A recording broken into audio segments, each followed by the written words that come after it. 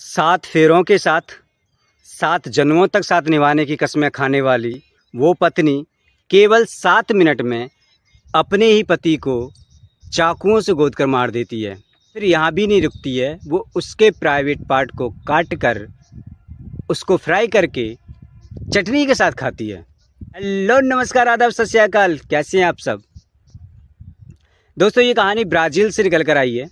Brazil में एक लड़की और लड़का आपस में लव मैरिज करते हैं। उनके 2 बच्चे पैदा होते हैं। एक लगभग 8 साल का था और दूसरी बच्ची 6 साल की। 8 साल बाद उनके बीच में ऐसा हुआ कि पत्नी अपने पति को मारकर उसके प्राइवेट पार्ट को तल कर खा जाती है। होता यूँ है कि पति पत्नी अपने बच्चों के साथ एक रेस्टोरेंट में जाते हैं।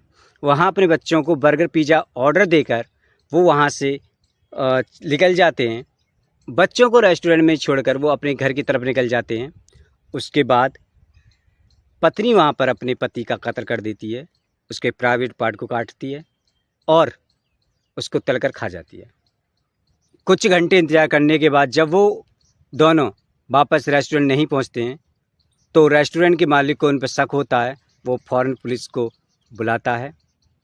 पुलिस उन बच्चों से पूछताछ करती है, उनके नंबर लेती है, उनसे वो उनका लोकेशन ट्रेस करती है तो किसी घर में वो लोकेशन पाया जाता है। तो घर के जब मालिक का पता करना चाहा तो जो लेडी थी वो मकान उसके नाम पर होता है। जब उसकी लाश की दुर्दशा देखती है तो पुलिस सोचती है कि इसके साथ ऐसा किसने किया है, इसका मर्डर किसने किया है, क्या ये मर्डर इसी का हुआ है या इसकी पत्नी का भी हुआ है। तो वो सीसी कैमरा टटोलती है और उसमें देखती है कि दोनों घर के अंदर जाते हैं, पत्नी बाहर निकलती है।